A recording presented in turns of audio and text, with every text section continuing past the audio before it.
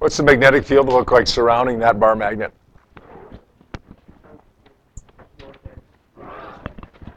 Looks like this. Which way does it go? Yep, into the south, away from the north toward the south. That's outside the magnet, right? What about inside the magnet? It goes from south to north. Now, when we define the direction of magnetic field, we always talk about the magnetic field outside the magnet, right? From north to south, the direction that the compass points. But if you were looking for the magnetic field inside, as we were yesterday when we did that coil rule, then we got to remember that it's going from south to north. That's not common, okay? But if we are dealing with inside the magnet, remember it is opposite, goes from south to north. All right, what about this one?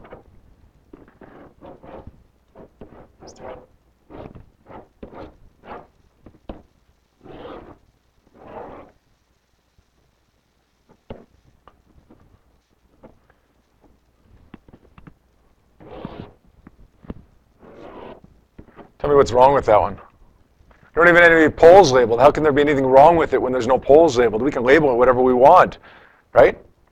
What's wrong with it today?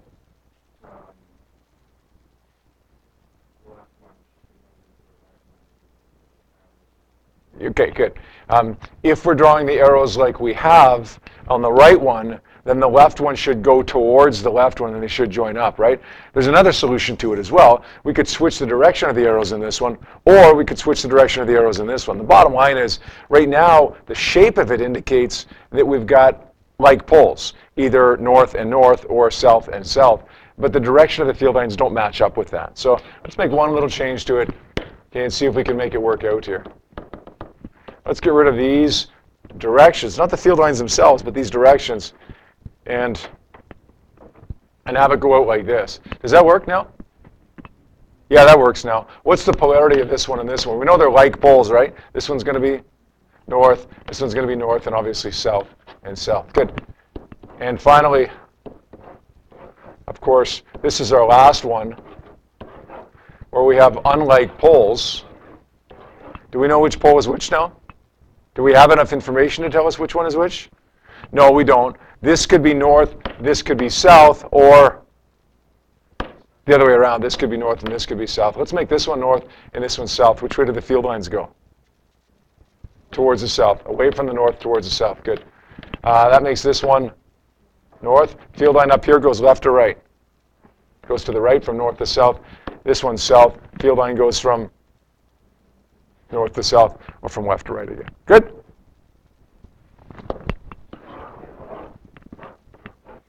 Talk about the Earth's magnetic field again. Looks like the magnetic field, more or less at least, surrounding a bar magnet. Which way does it point? Towards Canada or Antarctica? The way that a compass points is the direction that a magnetic field is. So if we put a compass at the equator there, it's going to point towards northern Canada. That means, though, because we also define the direction of the magnetic field as from north to south, then this is going to be magnetic south pole. Geographic north, but magnetic south. And of course, this is our magnetism unit, so we're referring to magnetic in the south as opposed to the geographic north. Good. It's only a name. Remember, that it's only a name. We could just as easily call it magnetic north. In fact, we do call it magnetic north when we're navigating. Just strictly speaking, that's not what it is. It's truly magnetic south. Yesterday, we started talking about the relationship between electricity and magnetism and some of the things that can cause magnetism. For instance, an electric current. 1819, who was it that discovered that an electric current generates a magnetic field? 200 years ago almost. It's almost the 200th anniversary. Yeah, Hans Christian Ørsted discovered that if you have an electric current or simply just a moving charged particle, which is really all an electric current is, right, is moving charged particles, then we're going to generate a magnetic field. What's the shape of that magnetic field? Always circular, right? You've got a series of concentric circles. Concentric means one around another. So field lines, here's a circle, here's a bigger circle, here's a bigger circle. What do we notice about the spacing of those field lines as we get further away from what causes the field, the moving charge? They get bigger, they get further and further away from each other, which tells us the strength of the magnetic field gets weaker and weaker and weaker, which makes sense, right? The further you get away from what's causing it, the weaker the field strength is going to be. Yesterday we learned a new notation as well. Two of them, in fact. an X and a dot. What did the X mean? It's going into the page. Now, we talked about that in the context of electric current, or moving charges going into the page, but we could actually use that for any kind of direction now, or any kind of quantity that was going into the page. If a car was going away from you into the page, we could represent its velocity by the X. Okay? We introduced it yesterday in the context of electric current and magnetic fields, so for us, that's usually what it's going to mean. Let's say we've got an electron going into the page. Shape of the magnetic field, you guys told me a minute ago, is circles. How do we find the direction of that magnetic field? It's a vector field, right? So direction is important. Is that? How do we find that, though? You're right, it is counterclockwise, but how do you find it? We use the thumb rule. We call it the wire grasp rule. Although having said that, if you forget the name of it, it's not really a big deal as long as you can do it. Okay? Stick your thumb in the direction of the moving charge, which in this case is into the page, right? So thumb into the page. Why am I using my left hand here? How do I know to use my left hand versus my right hand, Oliver? Good. Negative particles, use your left hand. Positive particles, use your right hand. Good. So left thumb into the page. Fingers are going to get bent or clenched. It doesn't really matter how far you bend them or clench them. We know that in the end, they're going to point counterclockwise any way you look at it. So the magnetic field in this case is counterclockwise. What does this dot mean? It's coming out of the page, right? The X is like the dart going away from you. The dot is like the dart coming towards you in slow motion. The magnetic field around this one is also circular. Let's say this is a positive particle coming out of the page. Which hand rule do I use? The right hand wire grasp rule. Stick your right thumb out of the page. Clench your fist, fingers are going to point counterclockwise again. How is it that we've got a different kind of particle, negative then positive, but yet the magnetic field goes exactly the same? Because, well, we're switching hands, right, which should, you would think, give us the opposite direction, right? What's the deal with that? Yeah, the direction is different, so it's kind of like a double negative almost, right? Two negatives make a positive in a sense. Okay, we're switching the type of particle from negative to positive, from this one to this one, but we're also switching the direction, which in the end makes the magnetic field point in the same direction. Good? What about this one? This time we've got electrons in a wire that are moving to the left. I want to know the direction of the magnetic field directly above the wire, directly below the wire, in front of the wire, and behind the wire.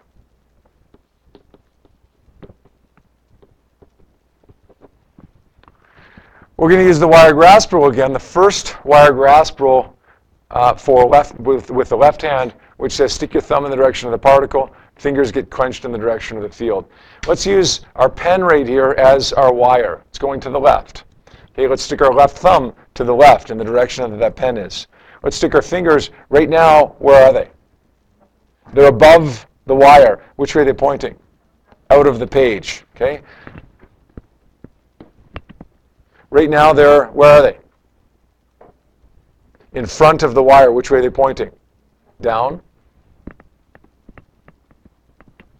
Right now they're below the wire. Which way are they pointing? Right? This is the plane of the page. They're pointing into the page. And finally behind it, okay, they're behind it now. Which way are they pointing? Up. Yesterday when we did this, we used the hand rule for each and every scenario. We said, look, we want to find the field direction above the wire. Okay, let's do the hand rule. We want to find it in front of the wire. Let's do the hand rule. Below the wire, let's do the hand rule. Okay, that works. Works just fine. But you can, if you want, only do it once. You want to find the field direction above the wire? Okay, do the hand rule. And then you can kind of just visualize it going around like this and say, well, look, if it's going in this direction, then it's going to be out above the wire. It's going to be down in front of the wire, into the page below the wire, and toward the top of the page behind the wire. So whatever way works best for you is the way that you should do that. Finally, yesterday we learned the coil rule, the second hand rule for us. We got a piece of steel that's wrapped in this in this coil of wire, a bunch of loops of wire. By the way, that's a battery that's hooked up to it. Which is the negative end of the battery? Which is the positive end? Negative is the left, the positive is the right. We remember that because the long vertical line is the one with the long vertical line right there. So positive is that one with the long vertical line. Electrons flow from the negative end to the positive end. And they're going to go up in the front, down behind that piece of steel, and so on and so on and so on. The second hand rule, or the coil rule, works exactly the opposite of the first one. First one said thumb, current, fingers, field. This one says fingers, current, thumb, field. So we're going to take that piece of paper that we did yesterday, and we're going to make ourselves a little coil of wire. We're going to roll up that piece of paper. It's going to be our coil of wire. Our fingers should point up in the front because that's the direction of the current in the front of this coil of wire. So fingers, left hand, because we're dealing with electrons, right? Electrons going through a wire. Protons don't go through a wire. They stay in the nucleus. Left hand, fingers up in the front. Okay, remember, somebody in my afternoon class yesterday said, I'm confused between front and back because when I turn around and blah, blah, blah. When I do this, okay, the frame of reference that I'm using is you. So for me, right now, my fingers are behind the wire for me, right? Okay, but I'm doing it for you. So right now, relative to you, where are my fingers? In front of the wire. That's the way I'll always do it, okay? My fingers are in front of the wire. They're pointing up. Which way does my thumb point? To the right. My thumb points to the right. That's the direction of the magnetic field inside this coil. And which way does the magnetic field go inside a coil? Or inside a magnet? From south to north. That means this end is going to be the north pole, this end is going to be the south pole. In other words, my thumb in these cases will always point toward the north. My thumb will always point north. Yep. That's a good question. I have seen, I believe, in 18 years, one single question where we've had to switch the hand in these kind of questions. It is so incredibly rare. And the reason is because, really, when you have wires, you can only have negative charges that are flowing, electron current that's moving. So, of course, it's going to be the left hand. But every once in a while, it is possible, very, very unlikely, but possible to see something that's called conventional current.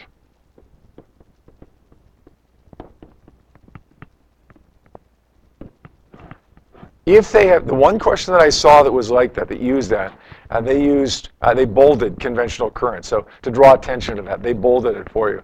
Conventional current means the flow of positive charge. So in that case, if they said conventional current, you'd simply use your right hand. Now, that doesn't really happen. Positive charge doesn't really flow through this wire. But before we knew about electron flow and whatever, it was just assumed that positive charges moved. That was the assumption. Now, the analysis works. Whether you're dealing with your left hand in electron flow or your right hand in proton flow, you're going to get the same answer. So some people, in fact, some textbooks still analyze problems using conventional current because that used to be the way that it was just assumed to be. And it works. So why bother changing it? That's the philosophy of some people. Okay? My philosophy is, well, we should change it because it's not really right. We should change it because it's really electrons that are moving. And thankfully, the diploma exam people have the same philosophy. And they like to use electron current as well because it's electrons that move. Okay? Don't panic about that. Don't lose any sleep over that. But if you do see those words conventional current, they mean the flow of positive charge. Don't worry about the fact that protons can't really move through here. Just use your right hand. Okay? I'd be surprised if you saw that. But like I say, once in the last 18 years, I did see a question like that. That's one out of, what, 36 exams? So the odds of it happening aren't great, but not zero either.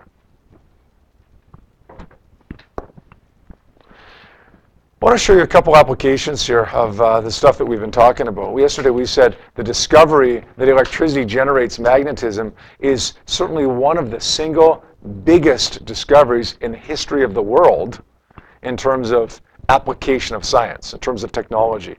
Okay, we use that idea that electricity generates magnetism in just about every piece of technology that we have today. The computers sitting on my desk, the microphone that's recording my voice right now. Okay, the projector that's projecting the image onto the screen. Your iPhones, okay, the radio in your car, okay, the lights in your car, okay, just about everything uses the idea that electricity generates magnetism. What do you see up here? It's a speaker, right? Now, this is the general idea behind pretty much every speaker. Okay? The older speakers, when I was your age, they were all really, really big, and you could literally open up a speaker and easily see exactly what we see right there. And now speakers tend to be a lot smaller, and it's a little bit more compact and a little bit harder to see. But the basic idea is still the same. Anybody want to tell me how this works?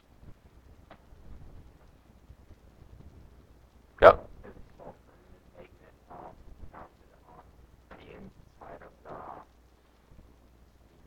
Yep. So this yellow thing in this diagram is our permanent magnet. I don't know if you guys can see that. So this yellow thing is our permanent magnet. Now, the exact way that that's set up, it varies by the speaker, right? Sometimes it will be literally just in the middle of this coil, and sometimes it'll be on the outside. That doesn't really matter. That's neither here nor there. Go ahead.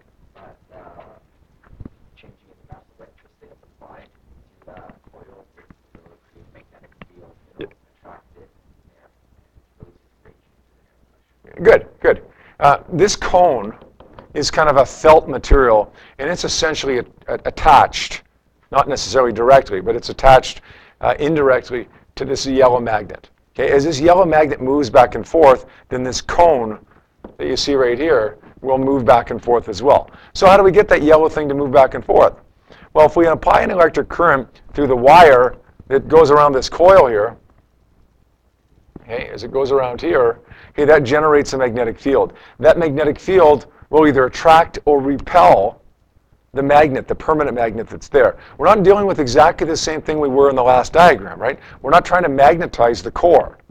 Okay, it's already magnetized. It's a permanent magnet. What we're trying to do is attract or repel that core. And as we do attract or repel that core, we move it. And as we move it, we move this cone. And as we move this cone, we create changes in air pressure, which is sound, right? That's the sound. Now, how do we make different sounds? How do we make different frequencies and different volumes and whatever? Well, we move the magnet back and forth at different rates, and we move the magnet back and forth different amounts. How do we do that? Well, we change the electric current. Okay, if we want to move it further and make it louder, we have more electric current. If we want to have a higher frequency, then we have the electric current changing really, really quickly.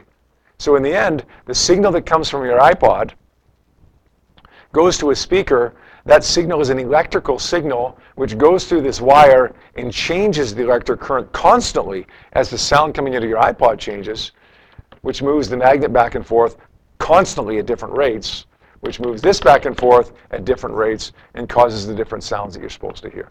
Make sense? Thank goodness for Hans Christian Ørsted. Otherwise, we wouldn't have speakers for our iPhone. We wouldn't have iPhones either, but we wouldn't have speakers, certainly for iPhones or for anything else. Let's take a look at this one. What's that?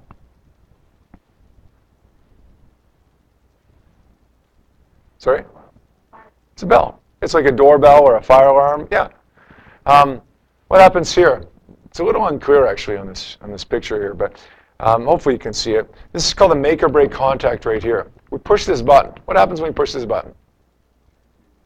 Completes a circuit right here. So now we have electrons going through here, going through here, going through here. What happens when I have electrons going through these coils of wire, and then back around through here, of course? What becomes magnetized? Yeah. You've got steel inside, or some kind of ferromagnetic material inside these things, so they become magnetized. So what? What does that do? It attracts the hammer. It attracts this blue thing right here.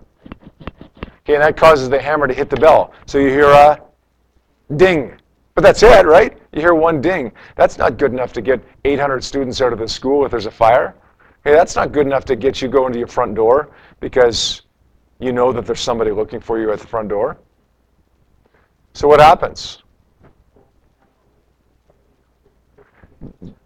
Good. As the hammer pulls down towards it here and hits this blue thing that we see right here no longer makes contact with this make or break contact. So now the circuit is broken. So now no electric current flows. Now what happens? Now you get this little springy thing that pulls it back.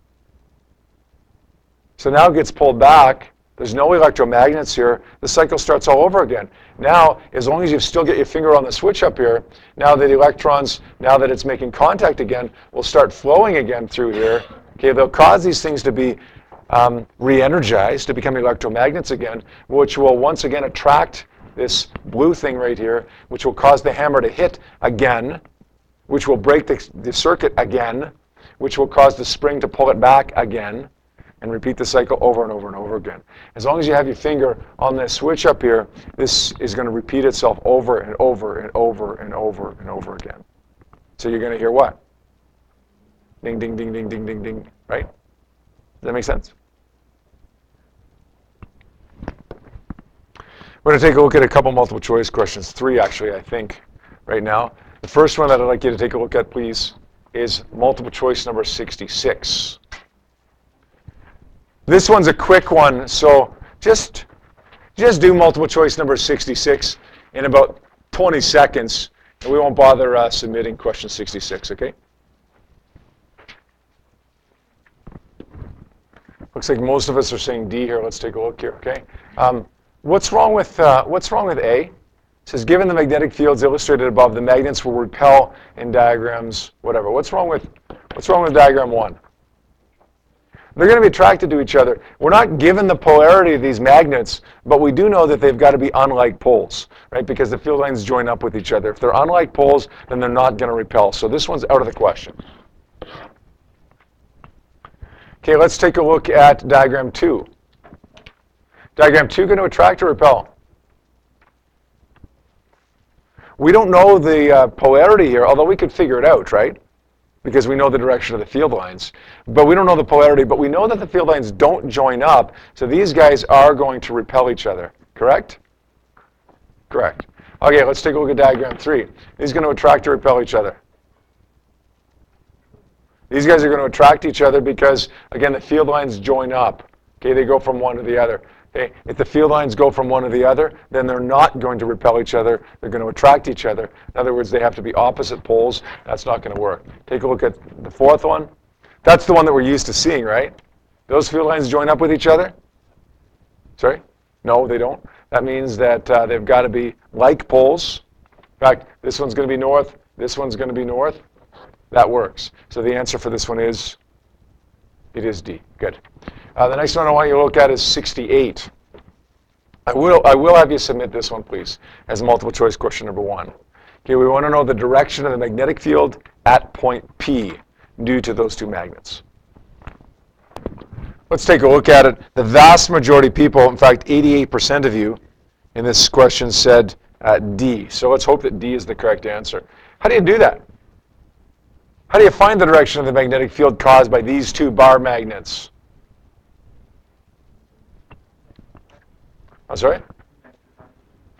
Yeah, basically a vector. Well, yeah, it's more or less a vector. Yeah. We know that the magnetic field caused by this one at point P is going to be away from north, right? At this one, it's going to be toward the south. So then we can look at it and say, well, if we've got one up and one to the right, then the magnetic field is going to be somewhere in between. So the answer would, in fact, be D. Now, you could do it a little bit differently. You could draw the one up and to the right and then redraw it as a vector diagram like this. And then you could draw the resultant vector, which of course goes from start to finish, which of course is going to give you the same thing as when we did it that way. So the answer, any way you look at it, is going to be D. Good? Okay, there's one more that I want you to try here. This is one that always gives people a little bit of trouble. Number 69. We will submit this one as multiple choice number 1 as well, please. All right, 81% of you said C, 13% of you said D, and 6% of you said B. So let's hope the answer is, in fact, C. Let's take a look. We have electrons moving through the wire going towards the top of the page. So my current is going to look like this. We know that we're going to find the direction of the magnetic field by using the wire grasp rule. Which hand rule is it? Which wire grasp rule is it? Left hand or right hand? We're dealing with electrons, negative particles. So let's use our left hand. Let's say thumb in the direction of the particle, fingers go around in the direction of the field. So the magnetic field is going to go around this wire like this.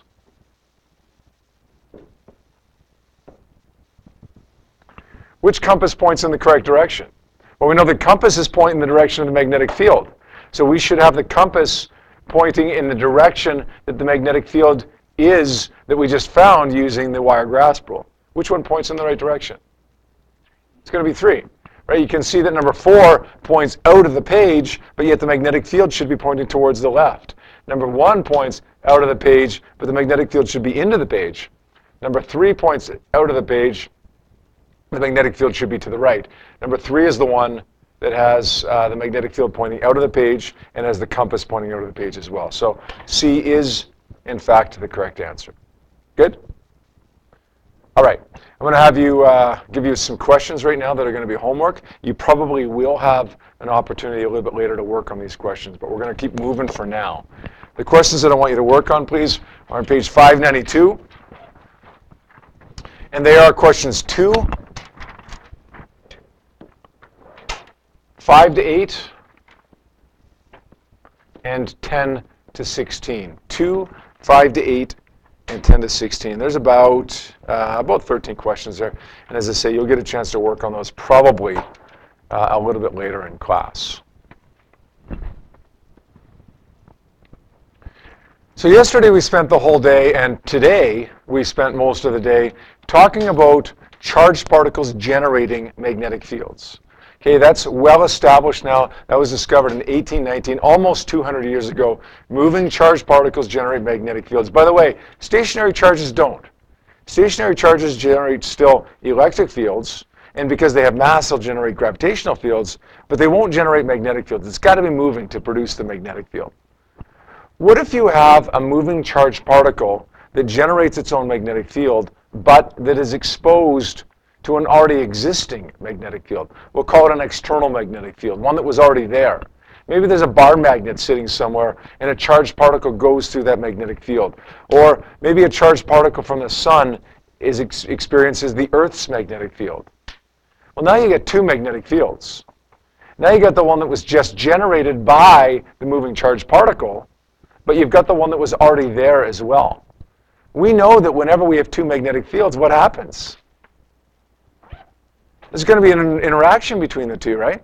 You get 2 magnets, they interact with each other. Well, if we have a moving charge that generates a magnetic field and another magnet that's already there, then they're going to interact as well. There will be a force. When a moving charged particle goes through a magnetic field, there will be a force on that charge. Or when a moving charged particle goes through a wire, which is exposed to an external magnetic field, there will be a force on that particle and therefore on that wire. We call that the motor effect. That is the principle behind electric motors, which is what powers your toy car to what powers the vibration mechanism, the vibrator mechanism in your phone. Okay.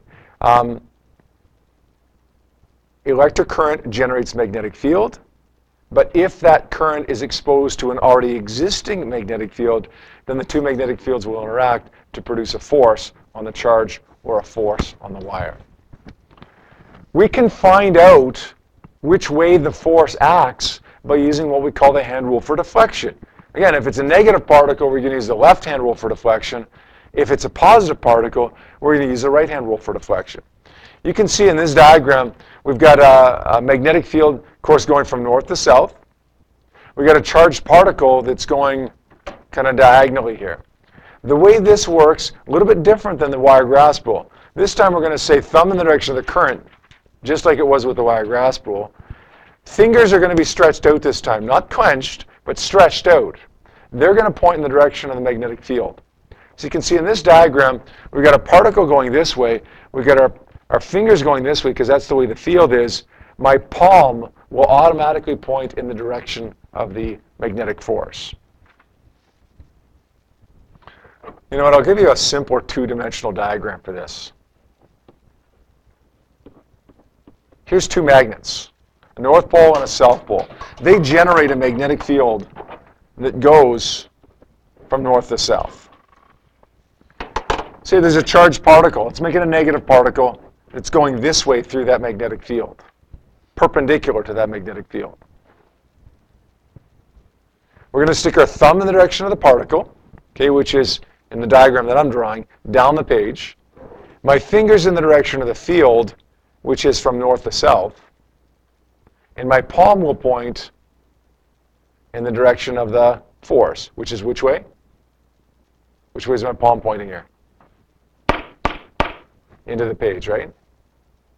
That makes sense? So remember, the wire grasp rule was thumb, clench your fingers, fingers point in the direction of the field. This one is thumb, stretch your fingers in the direction of the external field, the field that was already there, and then your palm will point in the direction of the force, the motor effect force. Notice this word right here, perpendicular. What does that mean? Facing each other? 90 degrees to each other. This only works if they're 90 degrees to each other.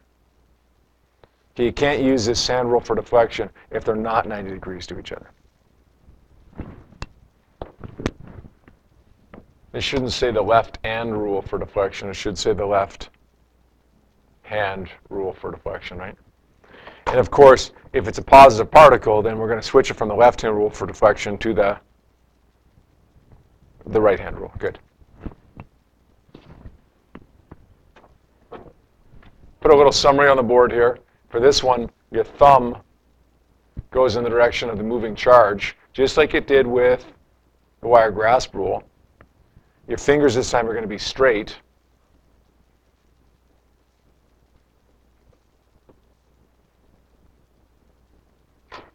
They're going to point in the direction of the external magnetic field. I mean by external magnetic field, not the field that's caused by the moving charge, but rather the field that was already there, the one that's caused by the magnets in this case. And my palm will point in the direction of the magnetic force.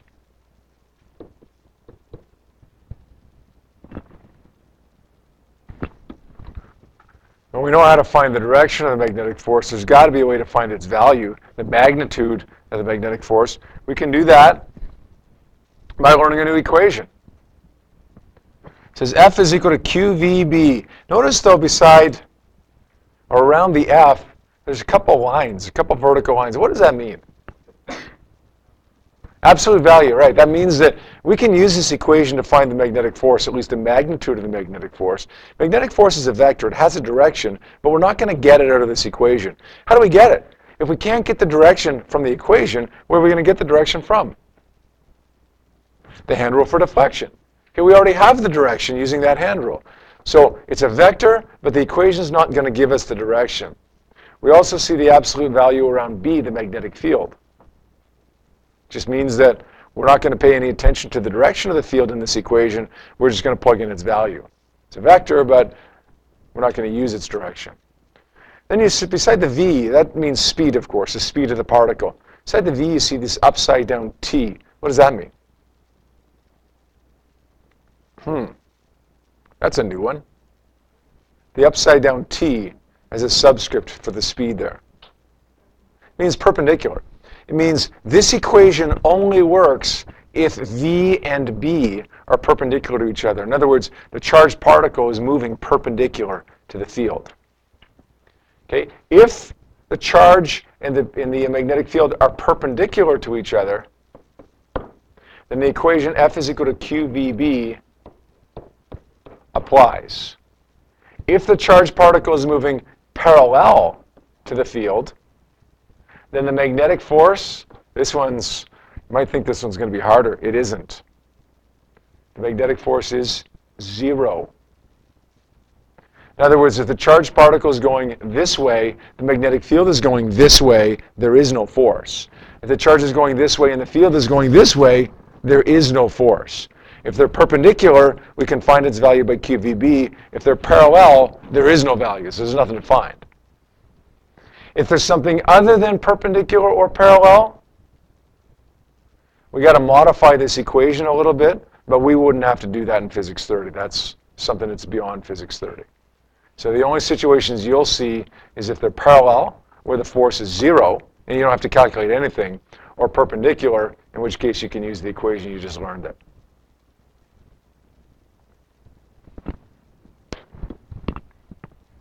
All right, let's take a look at question 12.1 on 599. This is the last thing we'll do here today.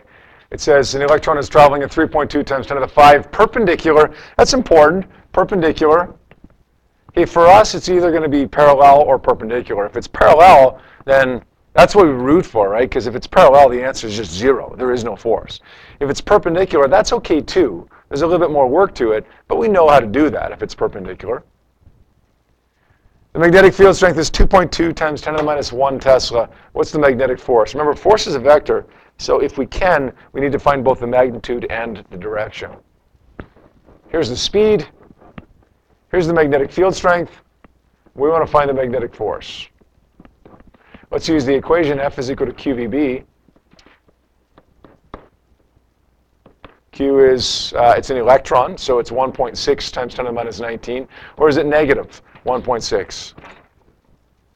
Sorry, Dane? Well, we always drop the sign of the charge, right? Whenever we're plugging a number into an equation for charge, way back in the beginning of last unit, we always said we always drop the sign of the charge. Okay, so let's do that here too. Let's continue that. V is 3.2 times 10 to the 5. And the magnetic field strength is 0.220. Let's get the value of the magnetic force there.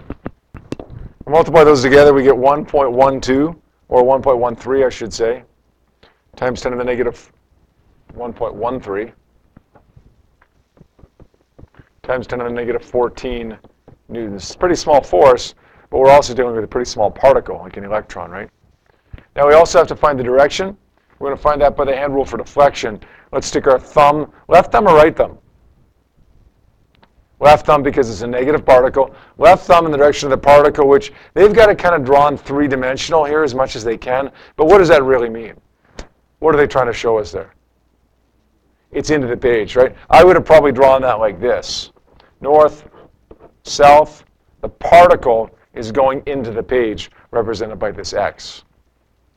If for whatever reason they try to draw these in 3 dimensions, and it looks pretty, prettier than my diagram, but it seems a little bit harder to understand when they try to draw it in 3 dimensions like that. Whatever, we gotta deal with it. It's meant to be into the page, so we stick our thumb into the page. Our fingers go in the direction of the magnetic field, which is from north to south. Our palm points which way? Palm points up. We're going to say the magnetic force is toward the top of the page.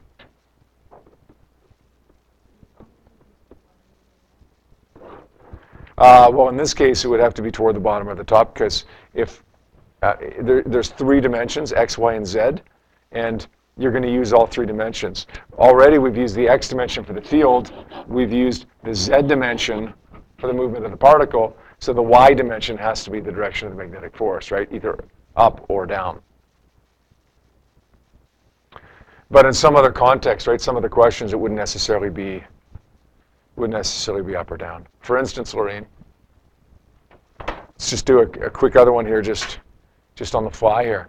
Let's say we've got a charged particle that's moving toward the ceiling.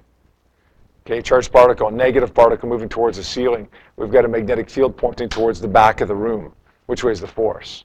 Thumb towards the ceiling, fingers toward the back of the room, palm points towards the left side of the room, towards you, right? Okay, so the force isn't necessarily up or down. It's just on that 3rd axis. Okay, this was the y-axis. This was the z-axis. Okay, the force is going to be on the x-axis in that case. So we always have to use all 3 axes. Good? Okay, we got 2 questions that go along. Sorry, 1 question that goes along with that. I don't want you to do question number 2. Anybody know why I don't want you to do number 2? It's not perpendicular and it's not parallel. So we can't do question number 2. Don't worry. Okay, it's not something that we're just skipping because it's too hard. It's not hard at all, actually. But it's not something that we need to know, so we're not going to do it.